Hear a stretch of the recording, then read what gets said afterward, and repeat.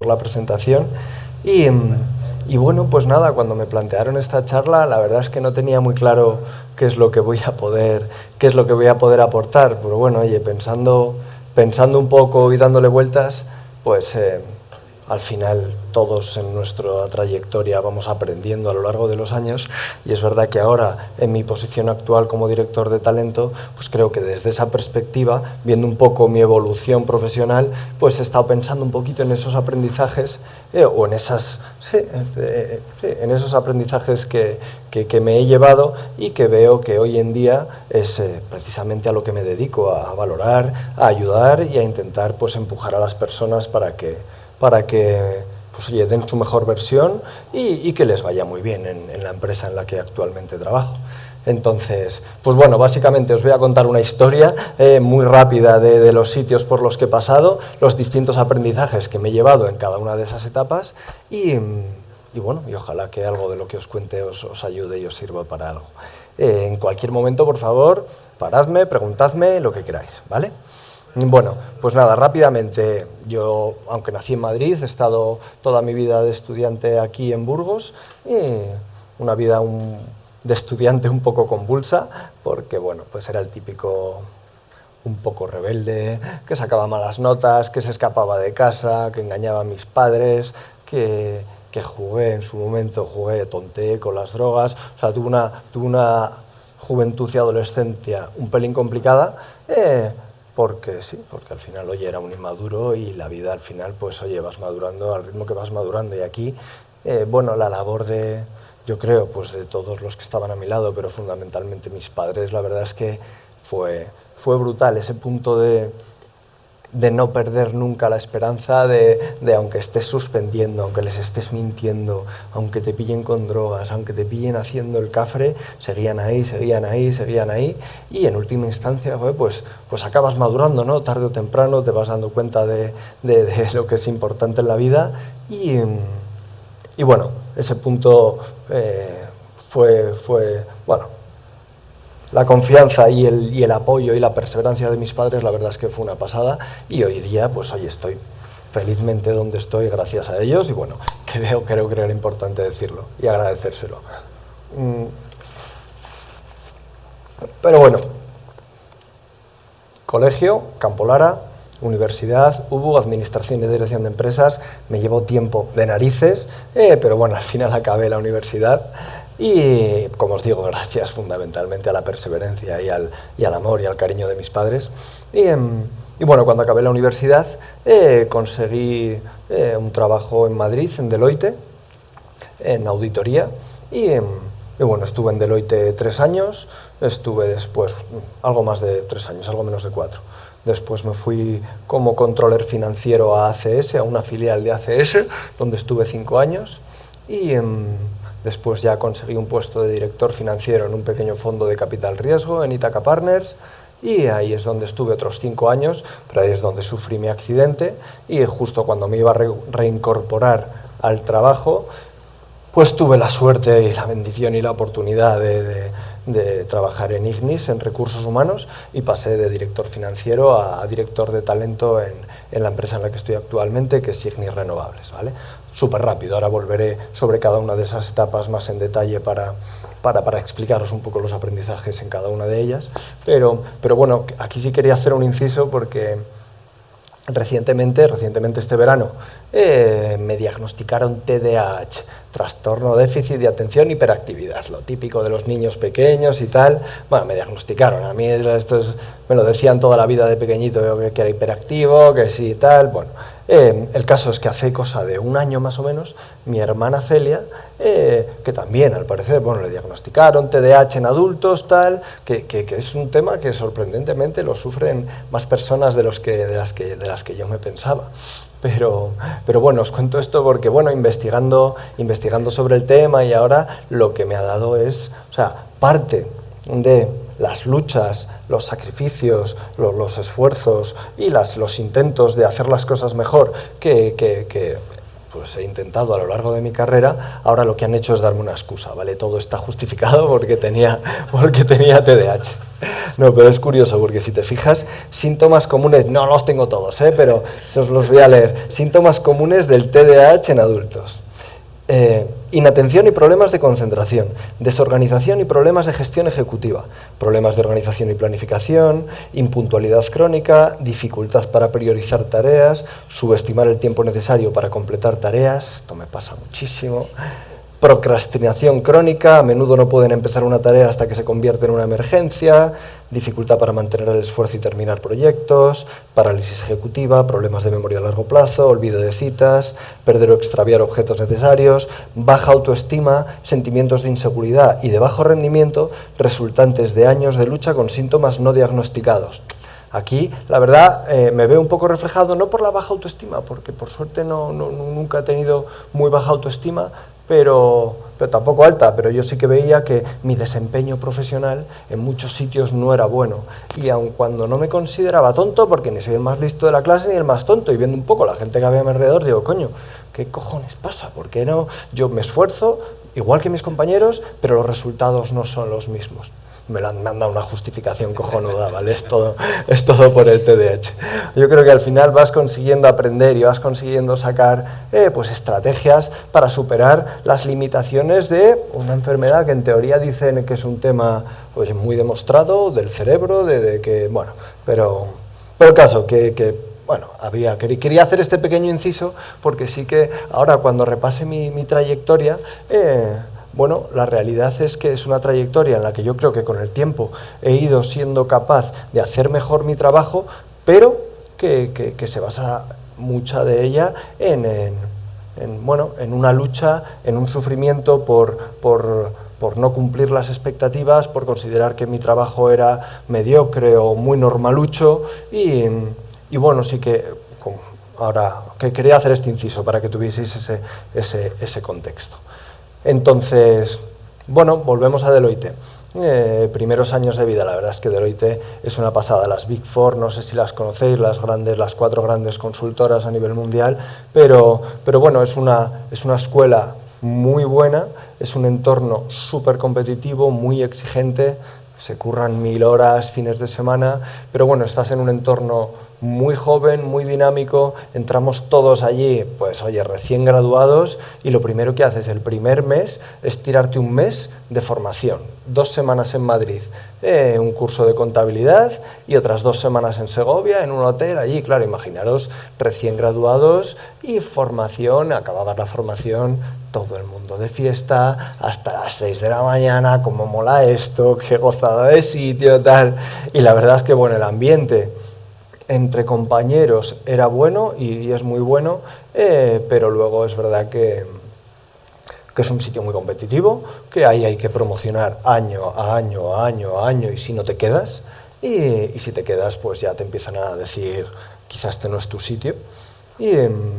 Y bueno, pues en ese contexto, en ese entorno, yo estuve, pues como os decía, algo menos de 4 años en Deloitte, y ahí la verdad es que es cuando me empecé a enfrentar con problemas de bajo rendimiento, con problemas de que yo veía que me esforzaba con mis limitaciones, pero me esforzaba, intentaba hacer las cosas y veía que mi trabajo pues era mediocre o normalucho en muchos casos, pero no era capaz de hacer un buen trabajo. Y ahí ya llega pues cuando tienes evaluaciones, tienes que progresar, tienes que promocionar o te vas quedando.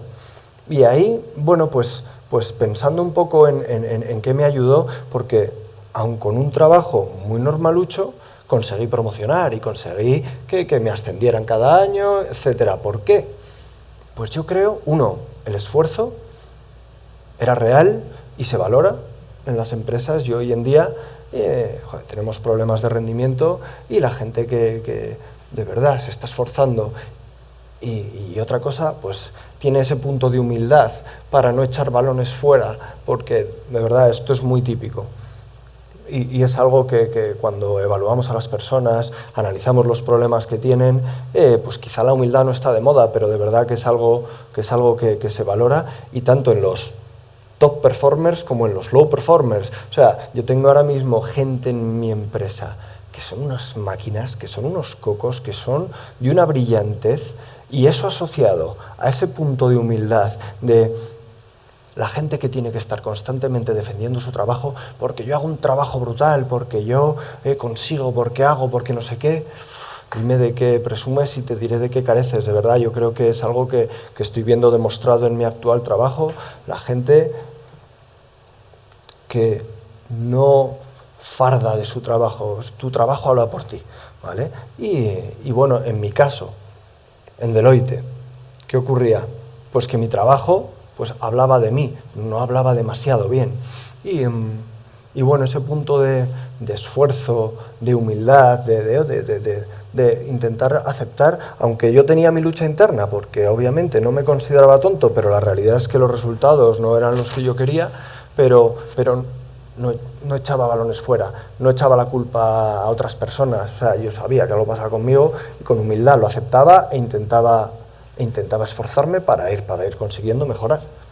Ese punto de humildad y de esfuerzo, de verdad, pensándolo, creo que fue lo que hizo que, aun con un desempeño muy normalucho, cada año promocionaba, cada año me subían el sueldo, cada año subía de nivel.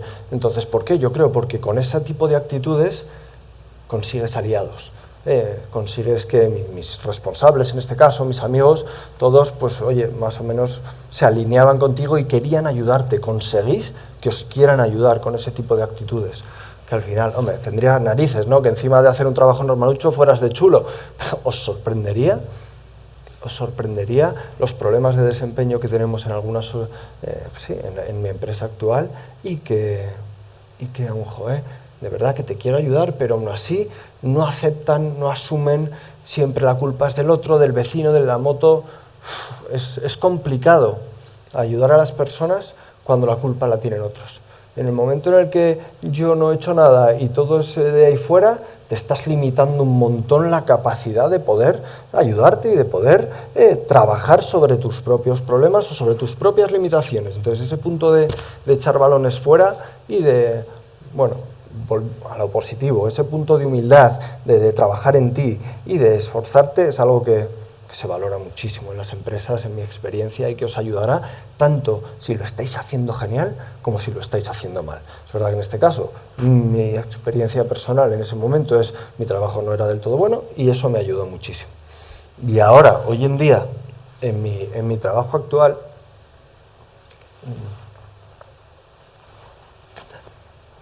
la verdad es que la empresa en la que estoy ahora es una gozada, sobre todo por la calidad humana del top management. Son una pasada, son gente muy buena, son gente profesionalmente máquinas, pero con una visión y con un liderazgo muy potente, pero humanamente es una gozada trabajar con gente buena, porque de verdad en un trabajo como el mío de recursos humanos me permite ayudar y se me han dado circunstancias en las que mi jefe tenía tomada la decisión de este tío se va a la calle, después ya de 2 años de oportunidades, de tal, pero es verdad que tenía circunstancias personales complicadas, una persona divorciada, con 5 hijos, con un poder adquisitivo limitado en Madrid, pero esas circunstancias personales, pues, gracias o debido a esas circunstancias personales, le daban tiempo, y le daban y no le exigían y demás, pero llegó un punto en que mi jefe, después de 2 años de permitir que tal, dijo, lo siento mucho, José, lo tengo que echar a la calle. Le dije, no, por favor, déjame, vamos a intentarlo.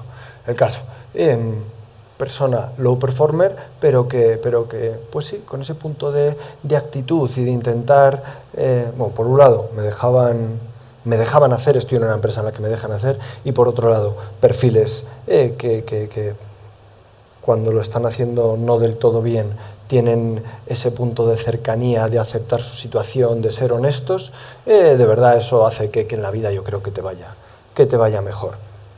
Dicho lo cual, con el tema de la humildad en la empresa, y esto yo creo que es importante porque me estoy encontrando ahora muchas personas que, o sea, una cosa es humilde, no ir contando todo el día, oye, qué bien lo hago, qué bueno soy, bla, bla, bla, eso es una cosa. Otra cosa es que no exijáis o que no planteéis lo que creéis que valéis, ¿vale? Esto es importante, sobre todo una vez al año. Yo creo que durante el año hay que currar, que el trabajo hable, Y al final del año, hay una vez al año que nos sentamos y nos ponemos a valorar a todo el mundo. Y me pongo a sentarme, yo me siento con mi jefe, que es el CEO, y con los directores, y empezamos a pensar en unos y en otros y en otros, ¿vale? Yo aquí, de verdad, un consejo, es fundamental que trasladéis expectativas, ¿vale? Que hagáis un ejercicio serio y honesto con vosotros mismos de cuál ha sido vuestro trabajo, cuál ha sido vuestra aportación, y decidlo. No esperéis que vuestro trabajo se vaya a reconocer. Puede que sí, pero no lo hagáis, porque en muchos casos la gente que no pide, que no exige, que no tal, es muy cómodo. O sea, para que os hagáis una idea cómo funciona un poco, siempre hay presiones, o sea, lo de pedir a tu jefe subidas para tu equipo, por lo general, bueno, hay de todo, pero la pasta es la pasta. Y muchas veces yo he visto ya en demasiadas ocasiones personas que no piden, y como no piden, no se les da, o se les sube lo justito. Y en cambio, gente que está dando el coñazo, machacando, oye, que yo tal, que yo cual, que yo tal, al final ese por pesado se le acaba subiendo. Inciso porque de verdad que hay muchas personas que creen que porque su trabajo se lo merece, se lo van a reconocer. Puede que sí, pero cuando os encontréis en esa posición, antes de la época de revisiones salariales, de feedback y tal, hablad con vuestro jefe, con este ejercicio hecho previamente, honesto, de decir, oye, ¿qué creo que he aportado? ¿Qué creo que he hecho? ¿Qué argumentos tengo? Oye, ojo, claro, si de ese ejercicio veis que no sale nada tal, bueno, sed honestos, ¿vale? Yo creo que la honestidad a la hora en el mundo empresarial se valora mucho. Y trasladar expectativas, ponerle en la tesitura a vuestro jefe de que cuando venga y os diga que no se ha podido subir, que os lo argumente, pero pintadle la cara porque le habéis dado previamente esos argumentos, ¿vale? Esto hay gente que no lo hace y yo creo que es importante, muy importante hacerlo. Pero bueno, entonces, esta era época de Deloitte. Entonces, de la época de Deloitte, pues eso, aprendizajes, este punto de esfuerzo, de humildad, me ayudó muchísimo. Fui promocionando cada año y al cabo de 4 años yo estaba auditando una empresa, una filial de ACS, y el controller financiero que estaba en ACS pues se fue a otra compañía, y yo tenía buena relación como cliente y me conocía muy bien la empresa. Entonces pues al final me propusieron directamente a mí el trabajo, y ahí pasé pues de auditoría Deloitte a ACS, una filial que nos dedicábamos a hacer fundamentalmente hospitales, llave en mano, en hospitales en países en vías de desarrollo. Trabajábamos en África, pues en Camerún, en Malabo, en Angola, también en Latinoamérica, Bolivia, Ecuador. Bueno, hacíamos eso era lo que se dedicaba yo como controller financiero. Pues la verdad es que ahí pasé de un entorno hipercompetitivo, muy exigente, muy cañero, de muchas horas, a un entorno mucho más estable, mucho más tranquilo. Aquí ya la verdad es que, bueno, no era tan exigente, y el trabajo, pues aprendes a hacerlo, y una vez que lo aprendes a hacer, pues ya es más sencillo. Y bueno, pues aquí la verdad es que estuve 5 años, muy bien valorado. Aquí me subían el sueldo cada año, me pagaban el 100% del bonus, era un entorno, como os digo, más sencillo, no era tan cañero, y era más fácil pues que el rendimiento fuera bueno. Y aquí, pues, bueno, buena vida, la verdad, porque imaginaros con 20 y muchos, 30 años, y pues fiesta, motos, salir, buenos años. Ahí conocí a la que es actualmente mi esposa, que entró de becaria, y bueno, fue una época bonita, de divertirme mucho, de aprender, de salir, de, como os digo, conocer a mi esposa, y de profesionalmente. La verdad es que estuve muy contento porque no era tan exigente, y era capaz hacía un trabajo objetivamente normal, ni brillante ni mediocre, normal. Yo creo que poquito entre que era más fácil, no era tan exigente en el otro. La verdad es que me daba cuenta más de mis limitaciones. Aquí la verdad es que me fue muy bien. Y viendo por qué me fue muy bien con un trabajo que estaba, yo creo que objetivamente bien, normal, mi jefa me valoraba muchísimo, y aquí luego pensándolo, veía que el punto de... Sé que no está de moda, y ahora mismo cuando las personas entran en Ignis, los jóvenes entráis en Ignis, yo creo que esta generación hay mucha reivindicación de cuáles son mis derechos, y la verdad, de nuevo, sí, creo que no está de moda, pero creo que es algo que, oye, os lo digo porque siento que es así, se valora mucho el punto de generosidad. Yo en la empresa, en ACS, había momentos duros de mucha carga de trabajo, porque había picos, y ahí ese punto de generosidad, de no estar contando cada minuto, de, oye, cuando vienen mal dadas, y ese punto de oye, pues hay que currar, hay que echar una mano. Mi jefa, cuando venían bien dadas, ella me valoraba, me subía el sueldo, me apoyaba, me enseñaba, y yo vivía bien y cojonudo, pero cuando venían mal dadas hay que estar ahí, y hay que estar ahí, y hay que currar, y hay que esforzarse, y hay que tener ese punto de generosidad de decir, oye, pues ahora mi empresa me está pidiendo, mi jefa, no mi empresa, me está pidiendo que dé el do de pecho, pues bueno, hay que darlo. Y no todo el mundo lo hace, hay gente que le cuesta más. El tiempo personal de cada uno, oye, es vuestro, y sois libres de utilizarlo como queráis, pero y cuando hay una intensidad constante y todos son picos de trabajo, hay que verlo, es un problema. Pero cuando hay picos puntuales, es importante, yo creo, ese punto de generosidad. Bueno, yo ahora mismo, con la perspectiva que me da el tiempo y en mi posición actual, se valora, y se valora mucho. La gente que en cuanto viene un pico, un tal, se pone de ladito, o yo mi tiempo no me lo toques o tal, es perfectamente legítimo, vuestro tiempo es vuestro tiempo y lo podéis hacer así, pero yo quiero trasladaros pues ese tipo de actitudes que de verdad en las empresas se valoran, ¿vale? Entonces, bueno, pues aquí la verdad, 5 años, muy cómodo, con picos de trabajo importantes, pero con una progresión buena, cada año subidas de sueldo, cada año 100% del bonus, me sentía valorado y estaba muy a gusto, la verdad. Y yo creo que ese punto de esfuerzo, de humildad y de generosidad en este caso, pues yo creo que fue lo que hizo que ante un trabajo normal a mí me estaban valorando muy bien y me subían más que a mis compañeros, me estaba yendo muy bien. La verdad es que esos años fueron unos años en los que disfruté muchísimo. Y bueno, es verdad que al final de esos 5 años me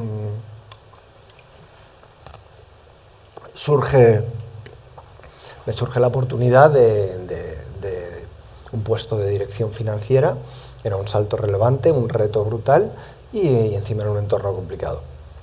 ¿Cómo me surge la oportunidad? Una amiga mía, ex compañera de Deloitte, le habían ofrecido este trabajo de directora financiera, pero a la vez le habían ofrecido otro trabajo de también directora financiera en otra empresa. Entonces le dijeron, rechazó el del fondo, porque era muy cañero, la verdad, se veía.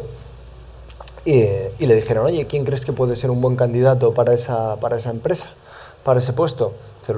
Y bueno, pensó en mí, me hicieron la entrevista y me cogieron. Aquí no hubo un proceso competitivo en el que me pegase o luchara con otras personas, con otros candidatos, directamente por recomendación de esta amiga mía me cogieron.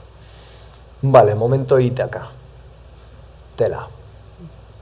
Ahí pasé, pues como de un entorno cómodo, de irme muy bien, de una jefa brillante, simpática, buena, muy bien, a entorno absolutamente tóxico, entorno de faltas de respeto, de tensión, de ahí, o sea, cuando entré, mi jefe, mi por aquel entonces jefe, un tío con un coco brillante, pero bueno, no todo lo empático y no todo lo humanamente...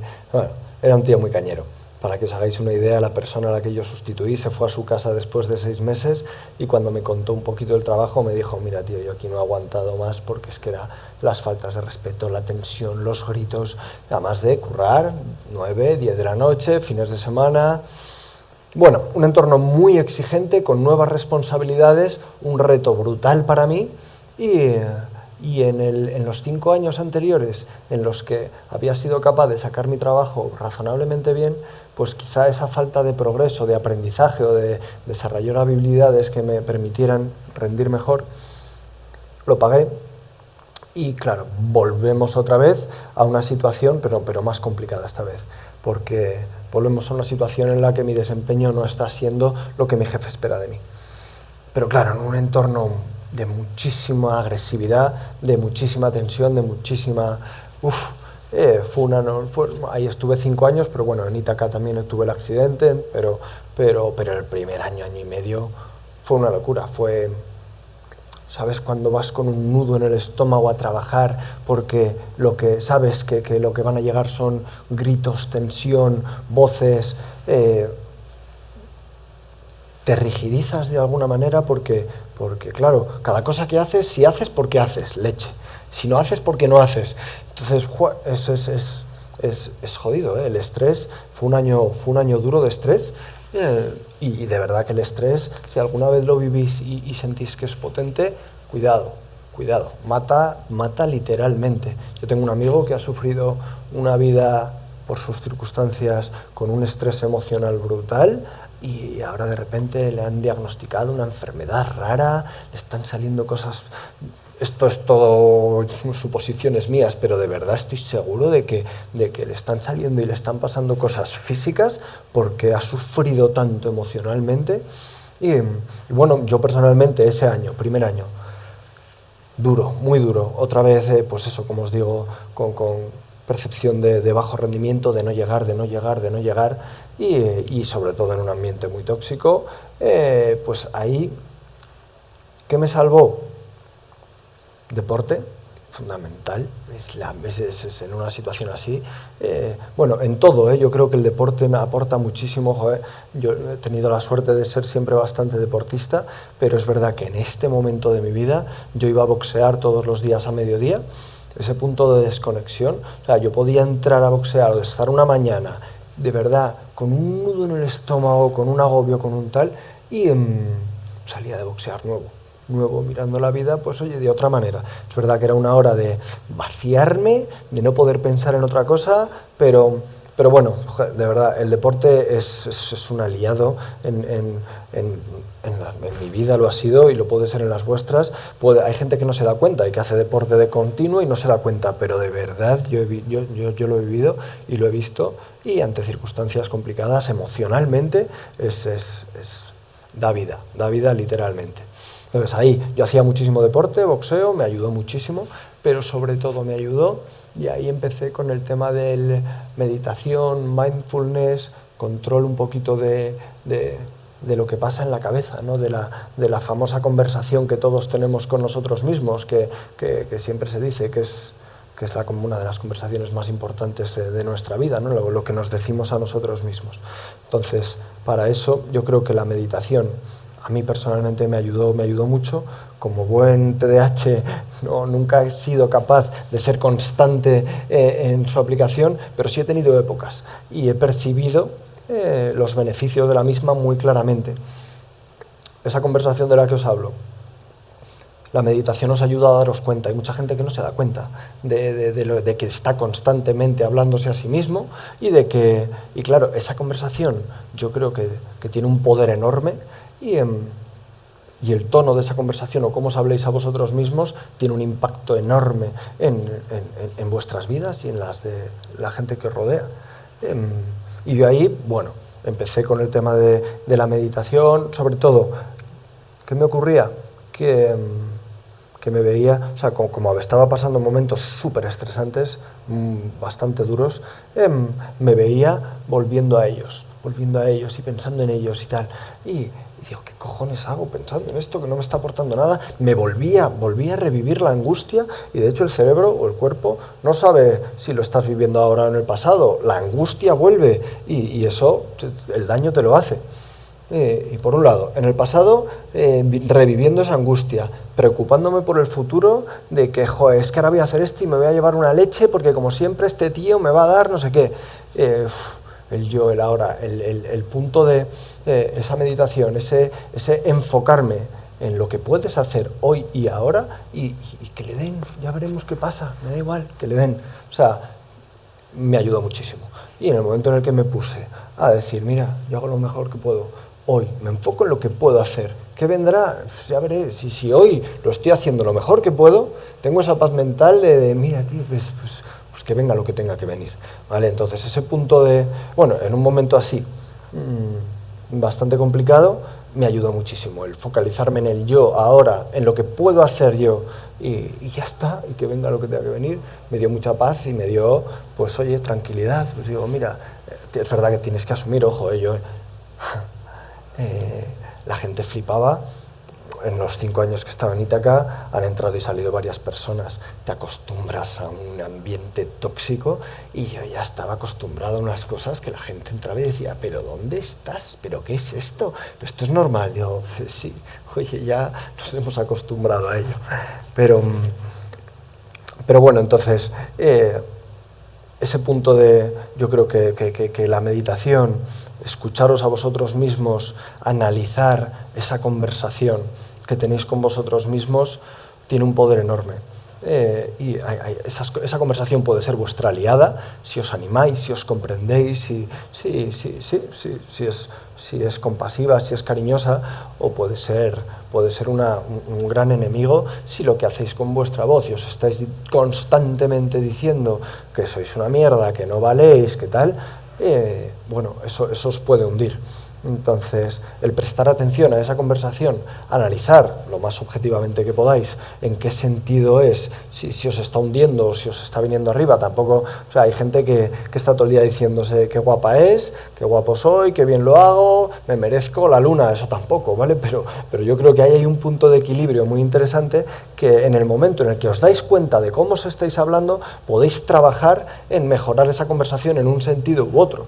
Y yo creo que eso bueno, ayuda muchísimo. Yo cuando me empecé a dar cuenta de, pues eso, de los pensamientos tóxicos, o de cuando me iba atrás, o me iba al pasado, o me iba al futuro, digo, es una pérdida de tiempo que no aporta casi nada y que puede hacer mucho daño. Entonces, bueno, eso, deporte, meditación, mindfulness, vivir en el presente, es algo, hay 1000 charlas, hay 1000 historias, pero en esa circunstancia a mí personalmente me ayudó muchísimo. Entonces ahí, bueno, en ese año y pico yo ya llegué a un punto de equilibrio con mi jefe. Él bajó sus expectativas porque la realidad es que no fui capaz de darle lo que él quería inicialmente. Pero bueno, llegamos a un ten con ten en el que pues más o menos trabajábamos. Él había asumido que no iba a ser el máquina inversor de la vida. Yo intentaba, pues seguía con mis luchas, intentando mejorar cada día, intentando esforzarme, intentando tal, a veces lo conseguía, a veces no, pero bueno, llegué más o menos a un ten con mi jefe y ya conseguimos equilibrar un poco esa tensión, aunque vivía en un entorno tóxico, pero bueno, el hombre... Nos acostumbramos a todo en esta vida, por suerte. Entonces, bueno, pues en este contexto, 14 de mayo, llevaba ya, 3 años en Ítaca.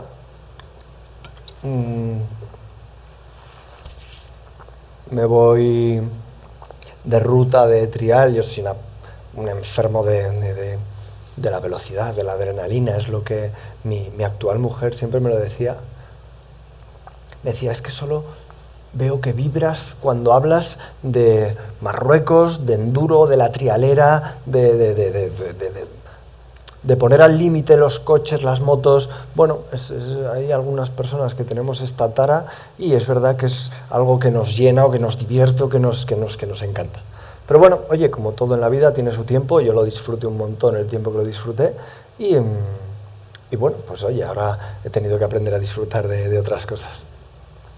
Pero bueno, entonces, 14 de mayo, ruta de trail con mi hermano y otros 70 moteros, nos vamos a Teruel y bueno, pues estábamos en una ruta de trail, era de campo y tal, y en un enlace de carretera entre 2 zonas de campo, luego entendí un poco mejor el porqué, pero pues iba yo despistado y en una carretera normal, mira que he hecho el cafre y he hecho el animal y ese día iba pues por una carretera normal y corriente y lo que ocurrió fue un puñetero despiste, un momento en el que pues me despisté, miré, me acuerdo levantar la mirada un momento, cuando la bajo estaba entrando más rápido de lo que debía en una curva, los controles de la moto, bueno, no, me salí, da igual.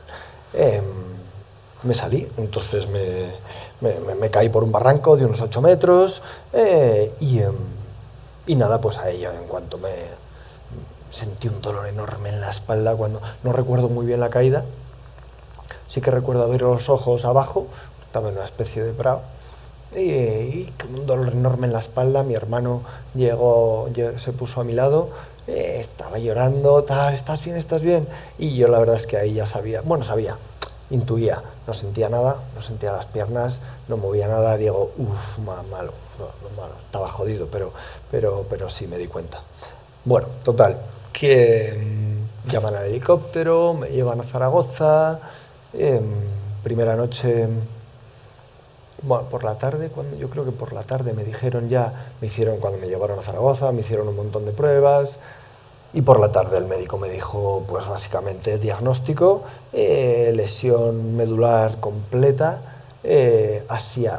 bueno, completa, al final la médula te la puedes partir entera o un poquito. Si te la partes un poquito, pues igual sigues sintiendo algo, sigues moviendo algo. Si te la partes entera, pues ni sientes ni mueves por debajo de la altura de la lesión. Total, que me dijo lesión medular completa, sea a la altura del pecho. Yo ya lo sabía, la verdad, no sabía si era Asia o qué coño era, pero sabía que ya no movía y yo estaba... Entonces, bueno, situación durilla esa noche la verdad es que lloré bastante y me pasó de nuevo el ponerme a pensar en todo lo que había perdido, en todo lo que me gustaba en la vida, en todo lo que no iba a poder hacer, sí, pues oye, yo de verdad que para mí lo que más disfrutaba eran las motos, los coches, la adrenalina, y era algo pues que me puse a darle vueltas y a focalizarme en lo que había perdido, en lo que no iba a poder hacer nunca más. Total, pero esa noche fue cuestión no sé de cuánto tiempo, la verdad, no tengo ni idea. Pero me di cuenta, digo, ¿qué cojones hago pensando en esto? O sea, nunca más, nunca más, nunca más. Aquí yo creo que los lesionados, los que nos pasan este tipo de cosas, tarde o temprano hacemos clic y nos damos cuenta de lo que no puedes es vivir en el pasado. O sea, al final, yo en esa situación, bueno, hice clic y dije, pa'lante, o sea, pa'lante y pa'lante. Yo creo que aquí de todo se pueden sacar lecturas positivas. Yo en ese momento sentí un cariño, un afecto, un amor de todo mi entorno, familia, amigos, trabajo incluso, que vinieron a verme, mi jefe tan tóxico. La verdad es que fue un momento muy, muy, muy bonito, de verdad. Y el sentir todo ese boom, vuelco de cariño, yo no sé si me dio... Mi familia es bastante creyente, yo sé que pusieron a rezar hasta el apuntador, yo no sé cuántas miles de personas habría rezando por mí. La realidad, yo no sé si era por eso o por qué, pero yo sentí una fuerza especial, sentí una fuerza distinta. Estaba muy bien, desde el segundo día. La primera noche lo pasé mal, lloré, me dediqué a hacer el tonto pensando en el pasado y en lo que había perdido. Esa misma noche hice clic y a partir de ahí pues dije, es que no me vuelvo a quejar ni una vez de lo que he perdido, lo que tal. Gratitud, de verdad, sentía gratitud. ¿Por qué? Por todo ese cariño que estaba alrededor mío, porque me quedé, mi lesión es por aquí, no por aquí. ¿Vale? Te he conocido a mucha gente y eso me habría costado mucho más, la verdad.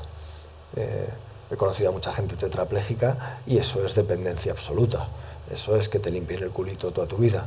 Eso es mucho más jodido, ¿vale? Y gratitud. Tengo una suerte, tengo una vida cojonuda, yo me lo paso genial, yo tengo una niña preciosa y en ese momento, tenía muchísimo bueno a lo que agarrarme, muchísimo. Y bueno, pues eso es lo que hice y marcó una diferencia brutal, brutal. En lugar de focalizarme en la mierda, que pudieras pensar, oye, pues tienes mucha mierda a la que agarrarte, que te acabas de quedar parapléjico, que tal y que cual. Tenía muchísimo bueno a lo que agarrarme y flipas las diferencias que marca. Enormes. Y en Toledo te das cuenta, al final Toledo, en el hospital de parapléjicos, estamos un montón de cojos recién aterrizados que nos acabamos de tener una experiencia jodida y ahí la verdad es que había perfiles claramente diferenciados, se veía súper claro. había perfiles que, como yo, yo que sé por qué, pero que habíamos aceptado con más facilidad la situación y que mirábamos para adelante con ilusión, con alegría y agarrándonos a todo ese futuro que obviamente teníamos por delante si lo queríamos. Y había otros perfiles que no les costaba un poquito más. Como es lógico, ¿eh? Cada uno tiene sus tiempos. Yo, gracias a Dios, tengo la suerte de que no tarde mucho. Menos mal, menos mal, menos mal, os cuento por qué. Bueno, yo tengo un amigo en mi pueblo que es un tetrapléjico que con 27 años, yendo a cortar leña con su padre, se le cayó un tronco aquí y se quedó tetrapléjico, ¿vale? 27 o 28 años, con una hija recién nacida. Este chico ya es un tío mayor, ya tiene sus 60 años, pero en su momento, cuando me ocurrió el accidente, hablé con él y me dijo, mira tío, tienes una doble responsabilidad. Tienes que estar bien, no por ti, sino por toda la gente que te rodea.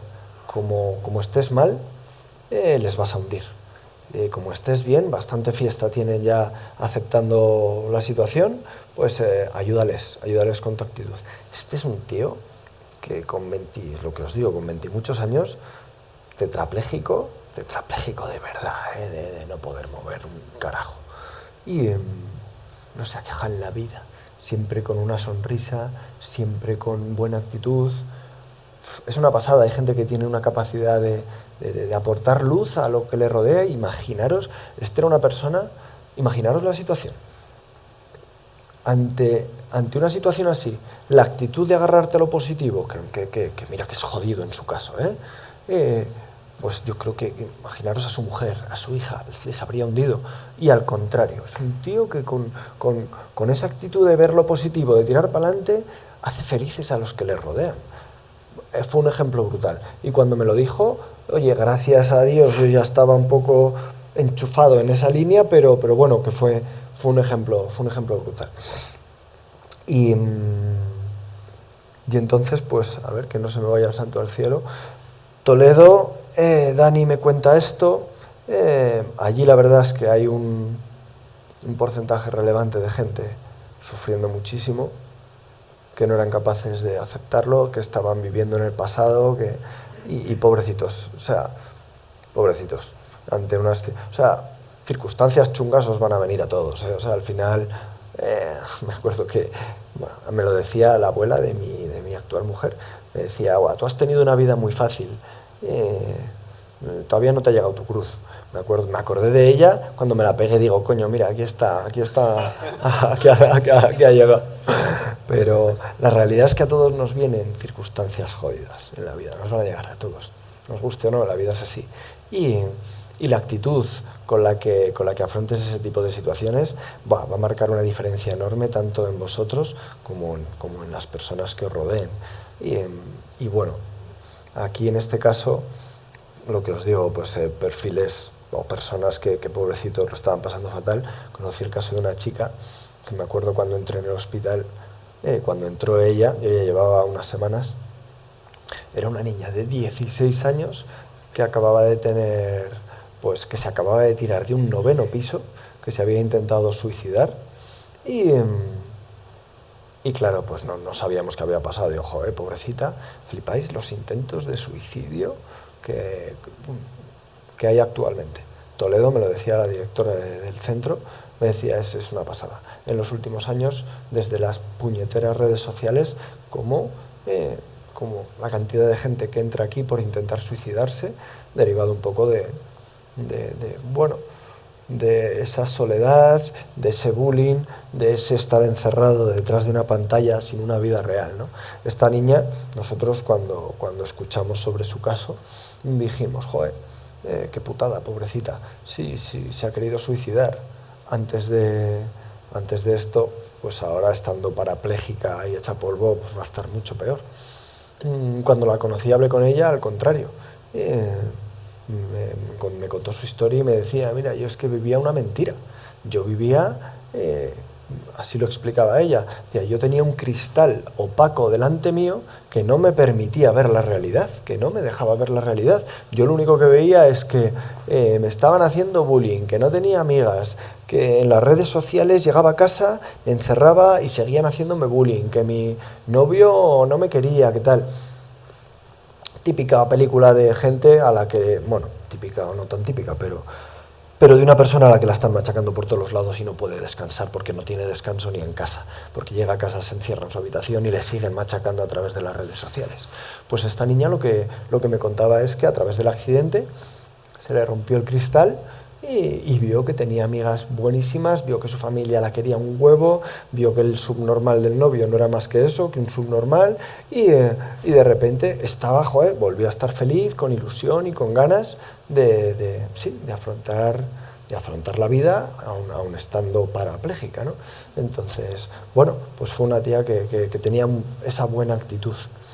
También, pues, volviendo un poco a esta situación que vivimos actualmente, esto es un poco más triste, pero bueno, es lo que hay.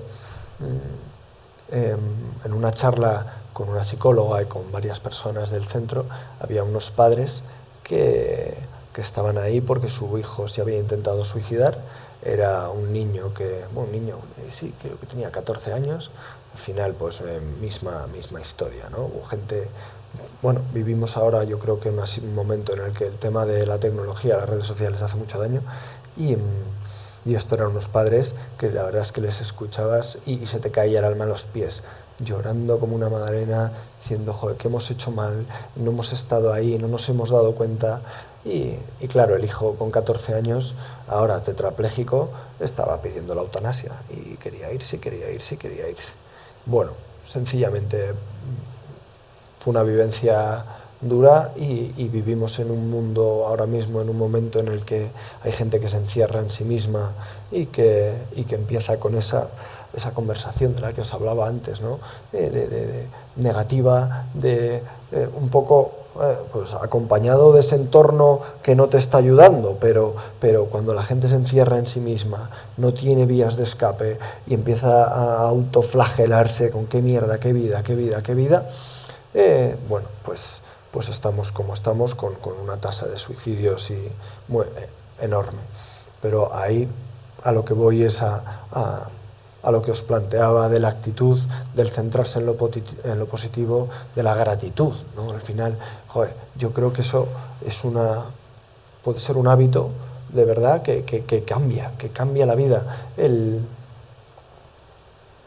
Todos, solo por estar aquí, somos unos privilegiados que alucinas. O sea, tenemos tanto por lo que de verdad dar gracias cada día, que luego nos preocupamos por chorradas que nos amargan la existencia. Ese pequeño ejercicio diario, si conseguís tener ese hábito de cada mañana de dar gracias, de decir, joder, qué suerte, pero gracias de verdad, por algo que de verdad os llene, por algo que de verdad os guste, cambia la manera en la que afrontáis el día, os cambia el día luego. Y bueno, la verdad es que yo, por mis circunstancias y por la vivencia de Toledo, del accidente, pues he visto que esa actitud, ese ser positivo, pero no un positivismo absurdo, sino porque de verdad es que agarrándote a lo positivo que todos tenemos y siendo agradecido, cambias por dentro y cambias lo que te rodea. A mí ahora, bueno, cuando tuve el accidente, lo más duro para mí del accidente, yo tuve la suerte de poder aceptarlo con relativa rapidez, pero mi novia no. Y la verdad es que la impotencia de no poder consolarla, al final, bueno, cada uno tenemos nuestros tiempos, el ir aceptando las realidades de la vida, pues oye, cada uno lo asume a su tiempo y le lleva lo que le lleva. A mi actual mujer, durante unos cuantos meses, pues sí, lloraba constantemente, se aferraba a lo malo, se aferraba a las dificultades. O sea, una tontería, como que me dicen un día en Toledo, no, pues como tu lesión es muy alta, probablemente vas a tener que usar una faja y tal. Eso de repente ya la hundía, digo, pero qué chorrada, tío, pues me pongo una puta faja, perdón.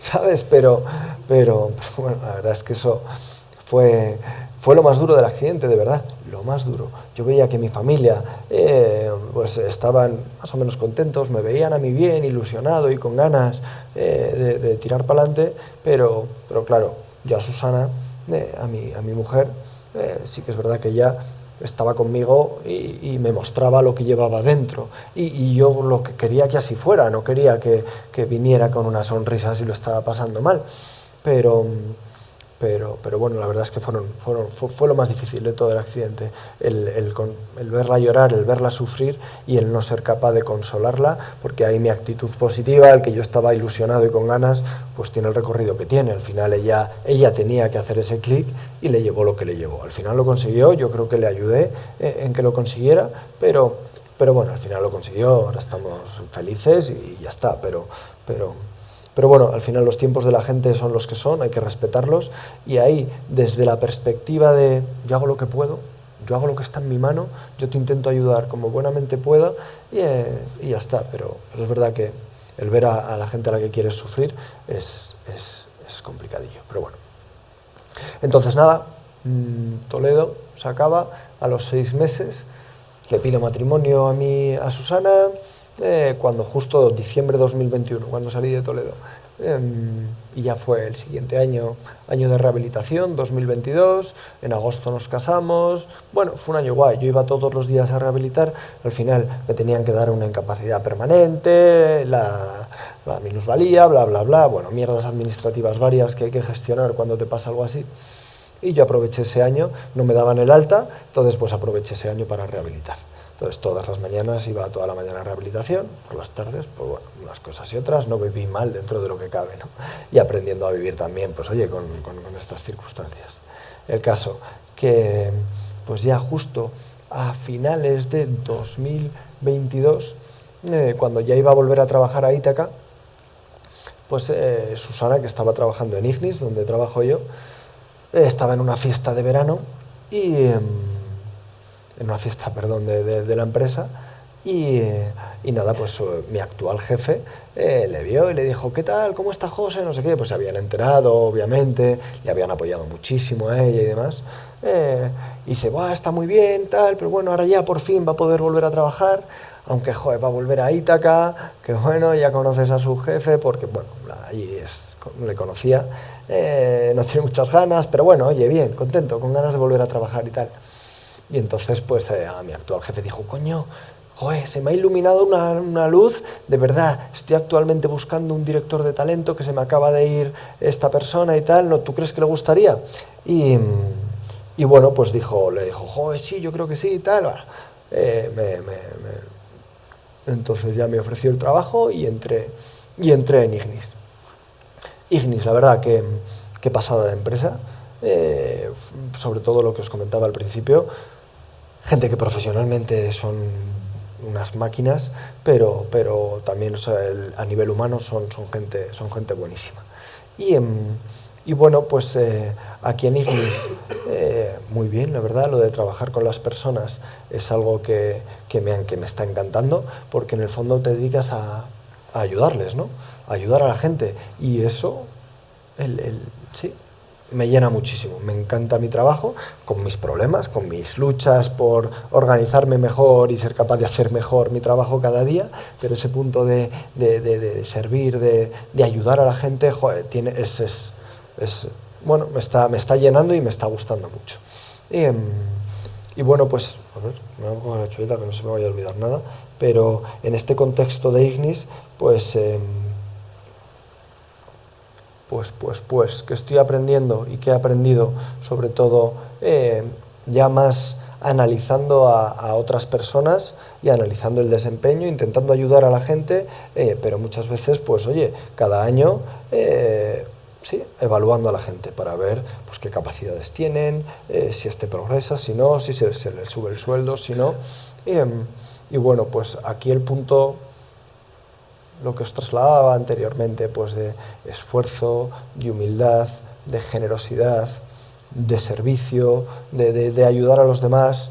Bueno, yo creo que son valores típicos de toda la vida que quizá no están muy de moda, pero que de verdad a la hora de evaluar a las personas y su rendimiento, el trabajo es una cosa. Pero estas actitudes, joder, alucináis el impacto que tienen a la hora de evaluar si alguien sube, si alguien no, si alguien promociona, si alguien no. Sí, hay gente que siempre está dispuesta a ayudar, siempre está dispuesta a echar una mano, y luego ya depende del ancho de banda que tenga cada uno, que al final las capacidades que tenemos son las que son. Y bueno, pues dentro de nuestras capacidades y nuestro tiempo, esas actitudes ayudan muchísimo. Y aquí lo que he aprendido, sobre todo de gente muy top, de gente muy buena, son súper celosos de su atención. Son súper celosos de qué entra en sus cabezas. Es gente que se preocupa mucho de qué ven, de qué no ven. Y yo creo que ahora mismo estamos en un mundo y en una situación en la que hay tantas cosas que luchan por captar nuestra atención, que si no somos proactivos y celosos, nos podemos ver tirando nuestra vida literalmente porque el doom scrolling, el scrolling, de estar todo el día haciendo así con el telefonito, y realmente que te puedes tirar horas haciendo así y no has hecho, y ¿qué te ha aportado?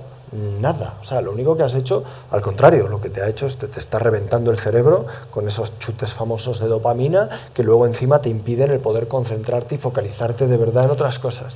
Entonces, me ha sorprendido porque en conversaciones con gente muy top, es gente que proactivamente deciden y seleccionan qué es lo que entra en su cerebro.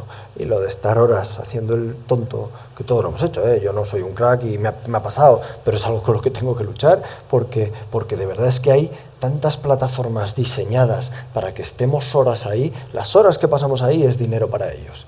Entonces, o somos celosos de nuestra atención, lo analizamos, nos damos cuenta, y si diseñas en qué dedicas el tiempo y cómo te entretienes y qué es lo que entra, o el impacto positivo que puede tener para ti es enorme, y si no lo haces, igual porque no te das cuenta o porque piensas, qué tontería estar un ratito aquí, ojo, si ese ratito va cada vez a más, te puede hacer muchísimo daño.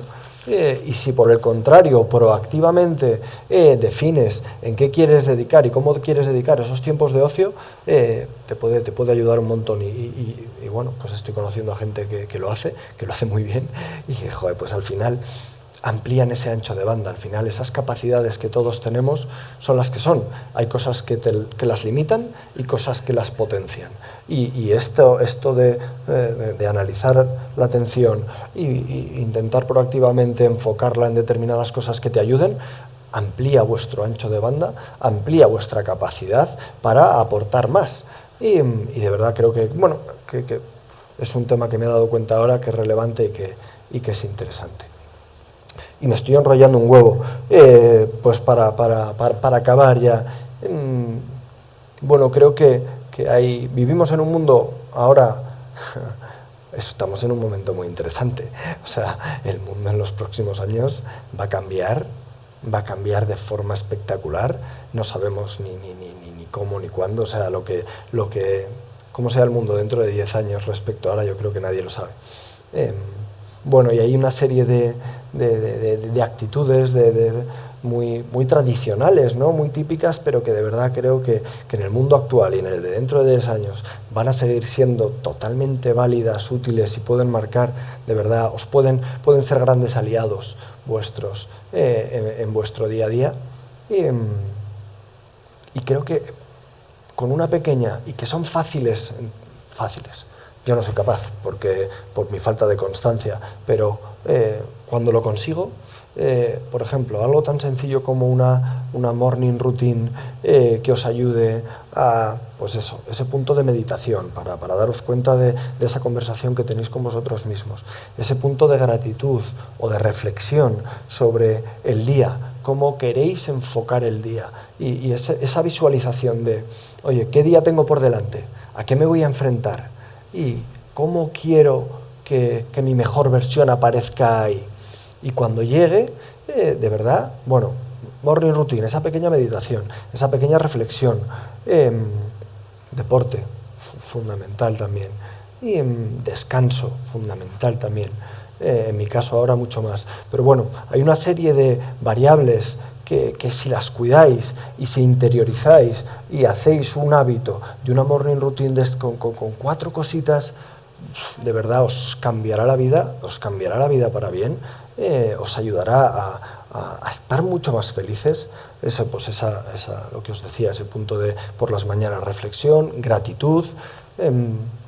Bueno, creo que el impacto, yo cuando lo consigo, tiene un impacto en mí, en mi trabajo y en la gente que me rodea, brutal. Y la pena es que no consigo hacerlo siempre, pero bueno, en eso estoy trabajando. Yo creo que también hay se me olvidaba, la gente top, aprendizaje constante, es esencial, y más en el mundo en el que estamos actualmente, que va a cambiar. En esa morning routine, yo lo intento hacer 40 minutos, 45 minutos todos los días, de aprender, de leer, de qué tema es importante, qué no. La gente muy buena está constantemente aprendiendo, y en el mundo en el que estamos actualmente, que va a cambiar tanto, o sea, lo que aprendáis hoy puede que dentro de 1 año, 2 años no valga para mucho, y vais a tener que estar aprendiendo constantemente. Si sois capaces de interiorizar y hacer un hábito de una morning routine que tenga ese punto de gratitud, ese punto de aprendizaje constante, ese punto de reflexión, de verdad que os cambiará la vida. Yo creo que os ayudará muchísimo. Yo cuando lo consigo, yo sigo en mi lucha para intentar hacerlo siempre que puedo, me cambia la vida a mí y a la de todo el mundo que me rodea. Así que, bueno, eso era un poquito lo que os quería contar. Espero que algún mensaje os haya ayudado y os pueda ayudar en el futuro.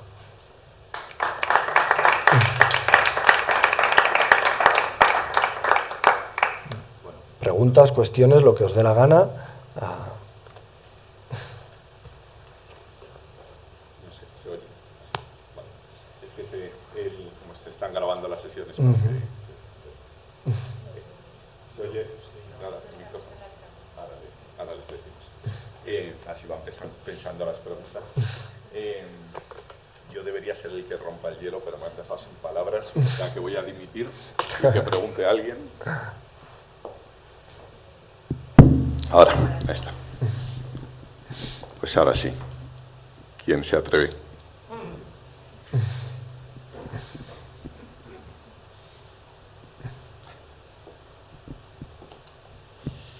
Bueno, muchas gracias por tus comentarios y tu vivencia, que es enriquecedora. Cuando hablabas de Deloitte y luego el paso por ACS y luego vuelves a Ítaca, a mí me venía, digo, joder, otra vez la competitividad, pero en este lado quizás desde la toxicidad, que decías que te cuesta acostumbrarte, pero luego hay un punto en el que te encuentras, lo ves cotidiano. ¿Cómo sales de ahí? ¿Cómo no sales? Cuando pasa el accidente, sé que hay un momento que cuentas que no quieres volver, pero quieres volver a currar, porque me imagino que eso te activa y te dice, ostras, que sigo siendo válido. ¿Cómo puedes profundizar? Es una pregunta muy genérica la que estoy haciendo, la verdad, pero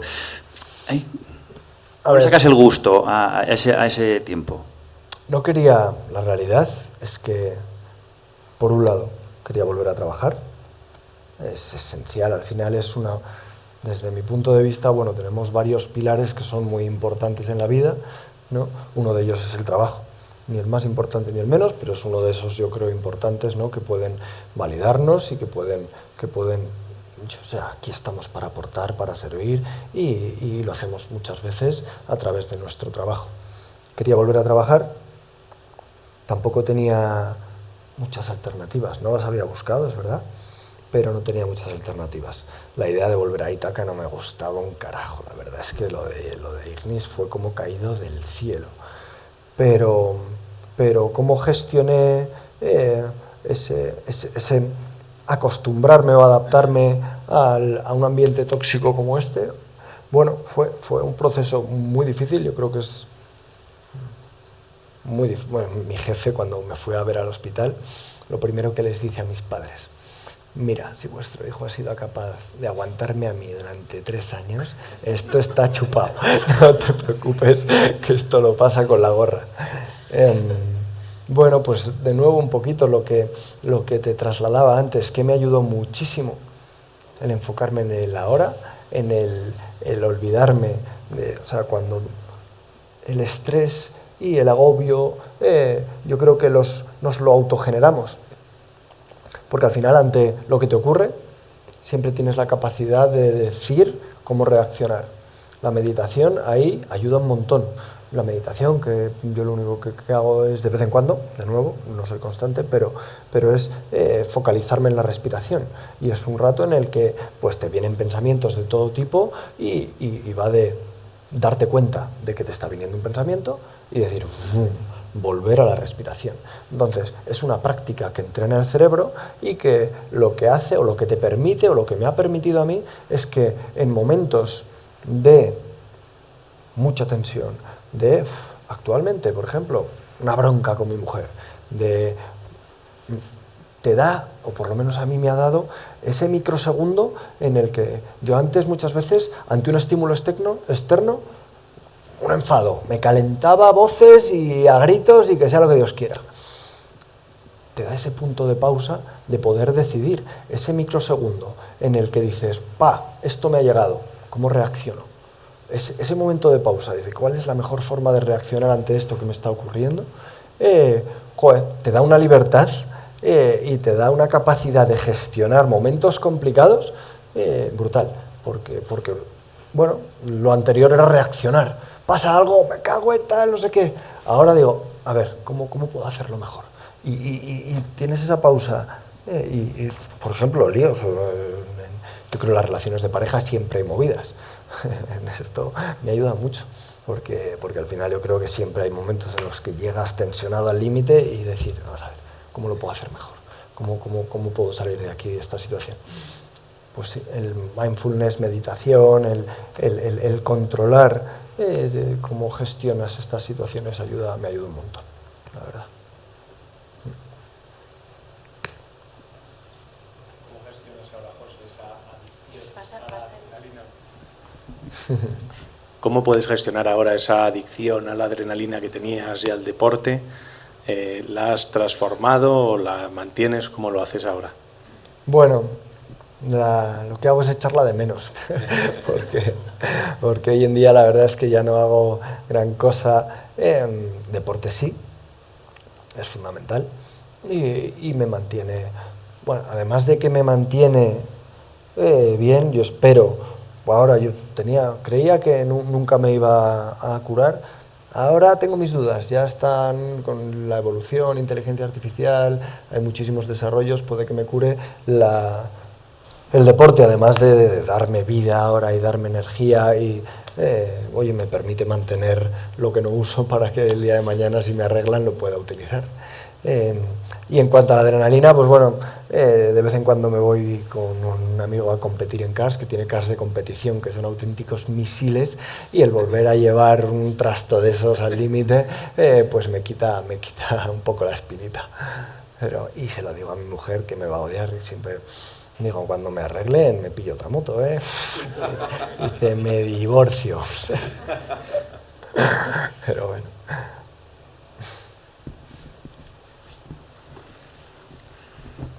Bueno, José Luis, muchísimas gracias, porque la verdad es que me ha encantado escucharte.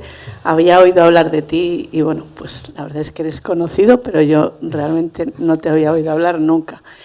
Y bueno, me ha encantado porque creo que toda tu exposición lleva muchas partes de nuestra vida, ¿no? O sea, tanto en lo personal, en lo profesional, en la vida social, bueno, en muchísimas cosas que a mí personalmente me ha ayudado mucho, ¿no? Y también, bueno, pues en tu vida, o sea, es un antes y un después, ¿no? Del accidente. Creo que también las cosas a veces son por algo, ¿no? Y no sé, o sea, ¿crees que si no hubiera pasado el accidente, tú podrías estar ayudando a tantas personas, ¿no? A lo mejor con tus exposiciones o con tus charlas o cuando vas dando ponencias. Y bueno, pues también después de oírte creo que por lo menos en mi entorno más cercano, has hablado antes de tu antiguo colegio, ¿no? De Campo Lara. Creo que como puedes ayudar a tanta gente, y así lo siento, ¿no? Con tanta gente joven que tenemos cerca, ya que hay parte del equipo, ¿no? Yo trabajo allí. Y bueno, pues que te pido que a lo mejor puedes visitar tu antiguo colegio en algún momento y nada, pues para ayudarnos a todos, ¿no? Y muchas gracias. Nada, claro que sí. Bueno, primero, ponencias no doy, no, o sea, esto es la primera vez que lo hago. Alguna vez, pues sí, en mi trabajo me han pedido pues que dé alguna charla a algunas personas y lo he hecho, pero vamos, que es la primera vez yo creo que lo hago. Y la verdad es que ese punto de intentar ayudar o de ayudar a los demás es algo súper gratificante que al final te llena y te hace ser feliz. Pero bueno, a tu pregunta o a tu cuestión, no me lo planteo, soy muy feliz, tengo una vida cojonuda, al final esto no me limita, tengo muchísimo, tengo tanto bueno de verdad, tengo una niña preciosa, tengo una familia guay, tengo amigos, voy a cenar por ahí todas las semanas, o sea, tengo un trabajo en el que me puedo ayudar a las personas. Ese punto yo creo de servir y de ayudar a los demás me parece que es súper importante y que le da un sentido a la vida, pues sí, muy bueno. Entonces, nada, estaré feliz de ir algún día, de visitar otra vez mi antiguo colegio y si puedo echar una mano a ayudar a alguien con mi experiencia, pues oye, estaré encantado de hacerlo.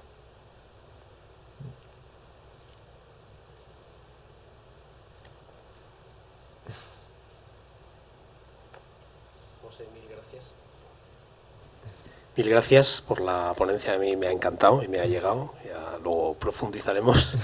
Quería preguntarte, porque has hablado bastante de trabajar como mentalidad de servicio, acabas de decir que como que le da un sentido a todo, ¿no?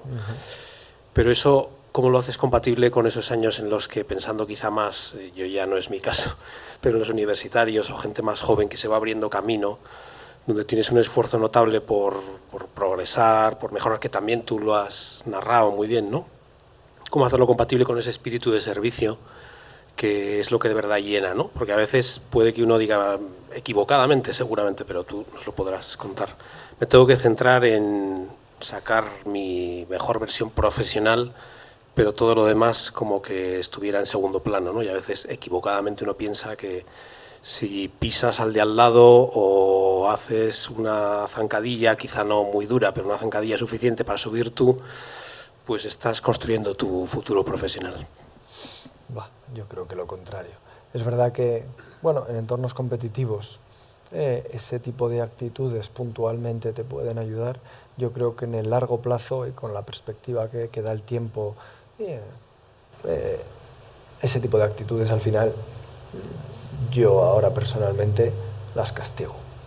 Porque sí, porque no me gustan y porque creo que no es la forma de ser en una empresa y sinceramente creo que no yo. El mundo acaba castigándolas. Porque sí, lo contrario, ¿no? Al final volvemos a los valores tradicionales el otro día me decía uno de los jefazos de la empresa que cree que estamos viviendo una crisis de valores en la sociedad actual y que él ve Ignis como una especie de isla en un mundo un poco complicado, pero yo no sé si será cierto o no. Lo que sí sé por experiencia es que esos principios, esos valores pues esenciales que llevan toda la vida con nosotros, pero ya no si tienes fe, pues pueden ser los valores cristianos, pero yo qué sé, de la antigua Grecia, de los estoicos, de cuando sea. Al final son valores de servicio, de sacrificio, de lucha, de darte a los demás, que en el fondo yo he tenido muchas épocas en mi vida, unas totalmente desalineadas con estos principios que os estoy hablando, y ya con la perspectiva que te da el tiempo, pues era una vida muy desordenada, y ahora viéndolo digo, oye, es que no he sido, en esos momentos no era nada feliz. Sí, fiesta, alcohol, drogas, tal, el no hacer nada, el perder el tiempo, el engañar a mis padres, era, bueno, que desde fuera igual lo veía alguien que me ve pues salir mucho de fiesta, hacer mucho café y tal, y de, qué bien se lo pasa. No era feliz. Y en cambio, las épocas en las que consigo tener ese punto de intencionalidad, de esfuerzo, de sacrificio, de entrega, y que a través de esa entrega tengo un impacto positivo en la gente que me rodea, en el fondo luego soy mucho más feliz, mucho más feliz. Entonces es que sí, es difícil, nadie dice que sea fácil el estar ahí, el ser constante, pero ya con la perspectiva que te da el tiempo y de, joder, es que merece la pena todo. Un camino te hace feliz, aunque es difícil. El camino de lo fácil, pues en el momento, la gratificación momentánea, pues todos sabemos, al final yo muchas veces para analizar situaciones me parece que es interesante o que aporta llevarla a un extremo. Y lleva una cosa a un extremo y te va a hacer muy desgraciado, te va a hacer dependiente, te va a hacer egoísta, te va a hacer que encerrarte. Joder, yo de verdad he tenido épocas en las que con las mierdas de las redes sociales y tal, hace años, pero lo que me apetecía era estar haciendo así como un idiota, horas y horas, en lugar de estar, yo qué sé, pues con mi novia y digo, ¿qué cojones hago con esto? Claro, eso lo llevas al extremo y dices, es que tiene la capacidad de destruirte. O sea, si te dejas llevar por todo eso que está ahí fuera, que quiere captar tu atención y que quiere, pues eso, tu atención es dinero. Si te dejas llevar por ahí, tiene la capacidad de destruirte. Si te vas por el otro lado, al final, ¿qué vas a conseguir? Pues sí, una vida de servicio, de sacrificio, de esfuerzo, pero una vida en la que vas a aportar más, en la que vas a ser mejor persona, en la que vas a aportar a la gente que te rodea, vas a conseguir mucho más y vas a ser mucho más feliz por el camino. Entonces, bueno, yo creo que todos estamos un poco en el medio, ¿no? Nadie está todo el día aquí a tope dándose a los demás como una bestia y espero que no haya mucha gente que esté por el otro lado, pero joder, esa lucha constante, diaria, que va a durar toda la vida, porque es que vamos a estar toda la vida con esta lucha. Joder, sí. Si lo conseguimos, por lo menos en mi experiencia, cuando lo consigo, soy mucho más feliz, estoy mucho más contento, aporto más a los demás, me voy a dormir a gusto, me levanto a gusto, eso es otra cosa, la verdad. Desde el puesto de director de talento, ¿cómo inculcar a la gente joven esas actitudes, esos valores? Además, quiero decir, aquí hablando de la universidad, que en el fondo es en lo que estamos, relativamente fácil enseñar asignaturas, ¿no? Demás. Sin embargo, esto, que según lo que estás diciendo, y creo que es así, al final marca la diferencia y es lo que se pide desde la dirección del talento. ¿Cómo se puede conseguir inculcar especialmente a la gente joven? No es fácil, no es fácil, pero porque se inculca de palabra, pero sobre todo con el ejemplo. Y por eso yo creo, bueno, yo ya he estado en las empresas que os he dicho y yo nunca me había encontrado una cultura así. Hay muchas empresas que seguro que la tienen similares, pero es verdad que me he encontrado cosas opuestas, como en ACS. Yo no trabajé en Cobra, pero conocí esa empresa y era lo contrario, ¿vale? Jerarquizada, absolutamente autoritaria, penalizando el error a muerte, y ahora estoy en un entorno distinto. ¿Cómo? Pues hablándolo cuando surge la oportunidad, alabando estas virtudes cuando surge la oportunidad, que en el trabajo muchas veces surgen. Es verdad que luego, pues oye, está bien pues hacer foros en las que se hablan de los valores, se explica, bla, bla, bla, pero eso lo tienen todas las empresas. Yo creo que viviéndolo, y es verdad que ahí, pues es que la dirección de las empresas tiene una responsabilidad enorme. ¿Por qué es Ignis así? Porque sus fundadores contrataron a gente que estaba totalmente alineada con ese tipo de valores, y eso ha ido calando, ha ido calando, ha ido calando, y ahora somos pues 600 personas, y es que el otro día justo pues estamos con una formación en liderazgo y gestión de equipos en un mundo híbrido y tal, y era un poco en un foro de coloquio, y estábamos los 190 personas, que eran pues de nivel 3 para arriba, desde manager para arriba, y era generalizado. El ambiente sí, la cultura había calado. ¿Cómo? Porque los de arriba lo impulsaron. Si los de arriba no lo impulsan, es muy difícil.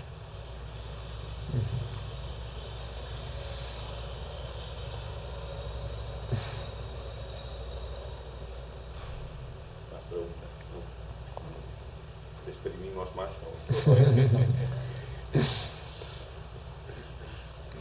Bueno, pues nada. Pues simplemente volverte a agradecer el venir a este casi burgalés, prácticamente burgalés, antiguo alumno de la Universidad de Burgos, que no hemos dicho, y nada, gracias por el esfuerzo de venir, y gracias de verdad por este momento que yo creo que ha sido súper inspirador y que nos va a dar mucho juego, de verdad. Así que muchas gracias. Muchas gracias a vosotros. Gracias.